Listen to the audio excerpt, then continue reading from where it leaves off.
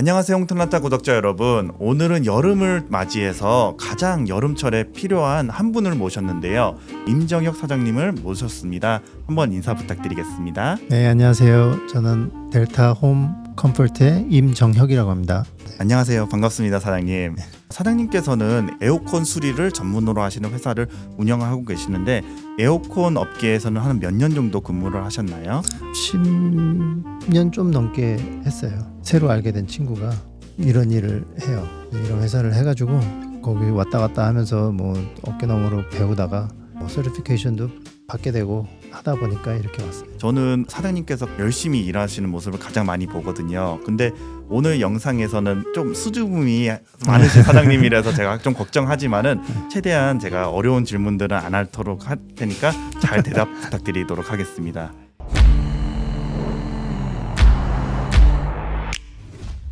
지금 운영하시는 회사는 주로 어떤 서비스를 제공하고 계시나요? 인스톨도 하고요. 그리고 저 리페어도 하거든요.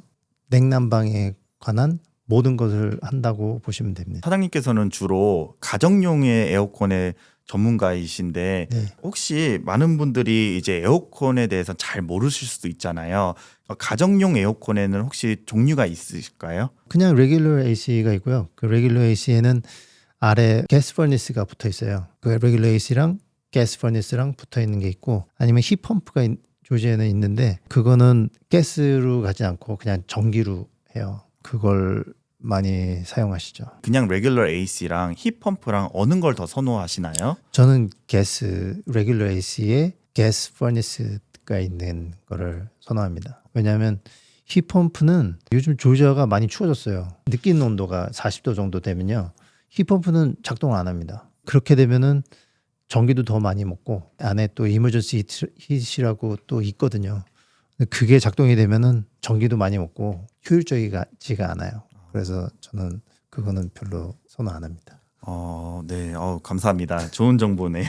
근데 요즘 같이 갑자기 날씨가 많이 변화가 되고 더운 날도 엄청나게 연락이 많이 오실 텐데 특히 어떤 문제로 가장 연락이 많이 오시나요? 주로 나오는 바람이 안 차다. 그래서 가면은 뭐 문제가 여러 가지죠. 뭐 간단하게 뭐 파트 바꾸는 일도 있고 아니면은 냉매가 모자라서 그걸 또 채워야 되는데 근데 AC는 이게 다 클로즈 시스템이에요. 그래서 안에다가 냉매를 집어넣으면 그게 그대로 있어야 돼요. 근데 모자라다는 거는 어디서 샌다는 거거든요. 그래서 그 일이 요즘 많죠. 사장님께서는 손님분들께 조언하시는 그런 에어컨 관리 팁들이 있을까요? 간단하게 에어필터 자주 가시고요. 요즘에 어떤 필터 업체가 있는데 그 필터 그 포장지에 6개월에 한 번씩 하려고 돼 있더라고요. 그래서 그 얘기를 믿고 손님들이 6개월에 한 번 갈아요. 그러면은 안 됩니다. 그 집집마다 틀리거든요. 먼지가 쌓이는 그게 어떤 집은 한 달에 한 번 갈아야 될 때도 있고 어떤 집은 2달에 한 번 갈 때도 있고 그러니까 보셔야 돼요. 필터가 약간 그레이 색깔을 띈다? 그러면 바꾸셔야 돼요. 까말 때까지 기다리시면 안 돼요. 에어컨 필터를 갈지 않았을 때는 어떤 결과가 나오나요? 그렇게 되면은 공기 순환이 안 돼가지고 그 안에 그 위쪽에 보면은 코일이 있어요. 이제 에어컨을 키면은 코일이 차가워지죠. 차가워지는 게 공기 순환을 통해 가지고 옮겨져야 됩니다. 차가운 공기가 옮겨져야 돼요. 집 안으로. 근데 그게 필터가 차단이 되면은 순환이 안 되면서 코일이 얼게 돼요. 얼게 되면 또 물이 생기게 되고 필터만 갈아도 많은 문제를 또 해결할 수 있습니다. 아무리 이렇게 관리를 잘해도 코일이 한번 이렇게 문제가 생기면은 교체를 해야 된다고 그때 이렇게 개인적으로 조언을 해주셨는데 그게 어떤 의미인가요? 주로 코일이 새기 시작하는 거는 바깥에 컨덴서라고 큰 거 네모난 거 있잖아요. 네. 그게 좀 많이 더러워지면요. 뜨겁게 좀 오버히트이 돼요. 그렇게 되면은 그 안에 파이핑이라든지 뭐 웰딩한 자리라든지 스트레스를 받게 되죠. 그렇게 되면은 약한 부분에서 거기서 새기 시작하는 거예요. 근데 그게 새는 게 뭐 한 군데서 새는 게 아니라 여러 군데서 셀 수가 있거든요. 근데 제일 약한 데서 먼저 새요. 리페어를 해도 그 다음 게 또 나오거든요. 그러니까 한번 코일은 새기 시작하면은 그냥 가시는 게 좋아요. 그 바깥에 코일 있잖아요. 네. 그 네모난 거, 큰 거. 네. 그거를 물로 좀 많이 세척을 해주세요. 그러면은 프레셔도 많이 내려가고 네. 집 안으로 들어가는 냉매의 온도도 많이 낮아져요. 이제 손님분들이 그냥 직접 하실 수 있는 부분인가요? 네, 그거는 그냥 물로 그냥 하는 거니까. 근데 먼지가 또 막 필름 같이 코팅이 될 때가 있어요. 네. 근데 그렇게 되면 이제 전문가가 가서 에세 워시도 하고 케미컬을 좀 많이 좀 뿌려가지고 그거를 녹아내려야 되거든요. 심하지 않은 경우에는 그냥 그거를 뭐 자주 하시는 게 좋아요. 저는 한 번도 네. 청소를 해본 적이 없거든요. 네. 근데 에어 필터만 가르면은 오래 쓸 수 있다 했는데 이렇게 한번 네. 에어필터는 당연한 거고. 그렇구나. 네. 오늘 또 하나 더 배웠네요. 네. 코일 청소랑 이런 거 외에 혹시 또 다른 팁들이 있을까요? 에어컨은 들어가는 온도에 따라서 20도 정도만 낮춰줍니다. 그러면은 쿨링이 잘 된다고 보는 거예요. 그러니까 템퍼처 드랍이 20도 정도가 제일 좋거든요. 이게 사람이 시원하다고 막 느끼는 온도가 방금 느꼈던 온도보다 20도 정도 낮을 때가 제일 사람이 시원하다고 느낀대요. 그거 처음 알았네요. 네. 네. 주로 손님분들이 온도를 60도 정도로 낮추면 빨리 시원해질 거라고 생각하시는데 그거 절대 안 그렇습니다. 그냥 편하신 온도에 맞춰 놓으시고 그냥 계속 켜 놓으시는 게 제일 좋습니다. 에어컨이 오래되면은 고치느냐 이제 아니면 새로 가르냐. 근데 사장님께서는 그럴 때 어떻게 가장 좋게 조언을 해주시나요? 저는 그냥 간단하게 모터가 나갔다 아니면은 뭐 컨택터가 나갔다 그런 파트들 있잖아요. 네. 피지컬한 파트들 그거는 계속 고치셔도 돼요. 하지만 코일에서 냉매가 샌다 그렇게 되면은 이제 바꾸실 때가 됐다고 보시면 돼요. 그 이유가 코일이 가르는데 비용이 상당히 많이 들어서 그런 거예요? 아니면은 이제 수리하기가 어려운 부분이기 때문에 그런 건가요? 수리를 해도 거의 뭐 끝이 없어요. 왜냐하면은 한번 리킹이 시작하면은 이게 계속 그게 새거든요, 이게.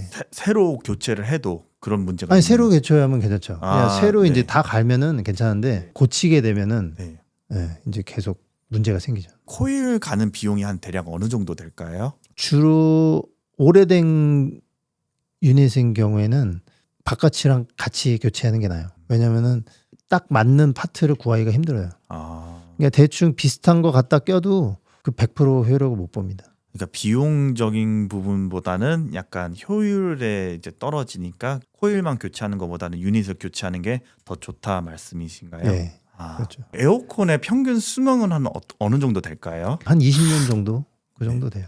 이게 네. 브랜드마다 조금 차이가 있나요, 사장님? 네, 요즘에 회사들이 네. 많이 멕시코로 옮겼어요. 오. 근데 그러고 나서 레녹스 같은 경우에는 어떤 거는 뭐 5년 된 것도 벌써 새더라고요. 저희 집도 레녹스인데. 그 빌더분들께서 레녹스랑 뭔가가 딜이 있는지 다 죄다 레녹스더라고요. 근데 요즘 고치는 거 보면은 다 레닉스 아니면은 캐리어예요. 그 두 가지 제일 많이 고쳐. 사장님 한번 제 집에 오셔서 한번 확인해 주셔야 될 것 같으네요. 에어컨 교체는 한 평균적으로 한 비용이 어느 정도 들까요? 평균 한 7,000불에서 8,000불. 네. 근데 사이즈에 따라 틀려요. 사이즈도 봐야 되고 집 스퀘어 피리지도 봐야 되고 여러 팩터들이 있어요. 가격을 정한 데는. 그 가격이 이제 컨덴서랑 퍼네스랑 같이 교체했을 때 가격인가요? 네. 맞습니다. 만약에 한 가지만 교체할 수 있을 수도 있잖아요. 네, 근데 그럴 수도 있어요. 사장님은 혹시 그거를 추천을 하시나요? 가스 퍼니스랑 레귤러 AC 같은 경우에는 그렇게 할 수 있어요. AC는 바깥의 유닛이랑 안의 유닛이랑 연결이 돼 있어요. 그것만 매칭이 되면은 그거는 상관없습니다. 힙펌프 같은 경우에는 이제 같이 교체하는 권유를 하시고 힙펌프는 무조건 페어링 돼야 돼요. 같이 매칭된 게 제일 에피션트도 제일 좋고 100%를 쓰려면은 그냥 그렇게 하시는 게 제가 권해드려요. 사장님께서는 10년이라는 기간 동안 한 분야를 이제 일을 하셨잖아요. 근데 그렇게 일을 오랫동안 하실 수 있는 거는 제 생각에는 서비스에 대한 철학이 있을 것 같은데 사장님께서는 일을 하실 때 가장 중요한 서비스 철학이 있으신지. 철학 뭐 그렇게 따로 없고요. 그냥 저는 가능한 한 많이 알려드리려고 해요. 그러니까 이 시스템이 이렇게 해서 문제고 뭐가 필요하고 그런 거를 손님분들이 아셔야 된다고 생각해요. 그래서 무조건 저는 많이 알려드리려고 노력해요. 사장님께서 운영하시는 업체의 특별한 강점이나 손님들에게 좀 어필하고 싶으신 부분이 있으신지. 저는 포기하지 않습니다. 그냥 고칠 때까지 가요. 그렇다고 뭐 계속 가가지고 왜 그렇지 뭐 그런 건 아니고요. 다른 업체들 보니까 이게 안 좋더라고요. 한번 자기가 좀 이건 복잡할 것 같다 그러면은 연락이 안 되고 없어진대요. 손님들이 그런 얘기를 많이 하더라고요. 그래가지고 저는 그러면 안 되겠다라고 생각을 하죠. 만약에 사장님께서 연락이 안 되면은 제가 또 찾아드릴 수 있으니까 사장님께 꼭 연락 많이 부탁드리겠습니다. 어렵게 이제 임정혁 사장님을 이렇게 모셨는데요. 오늘 영상은 이제 손님분들께 여름철에 가장 궁금하신 점에 대해서 좀 소개해드리는 영상이었습니다. 이제 앞으로도 이제 저희 사장님하고 같이 많은 일들을 하게 될 건데요. 언제든지 에어컨에 관련돼서 궁금하신 점이 있으시다면 우리 임 사장님께 꼭 연락 부탁드리겠습니다. 오늘 영상은 여기까지고요. 구독과 좋아요, 알람 설정 잊지 마시고 다음 영상에 또 인사드리도록 하겠습니다. 감사합니다. 안녕.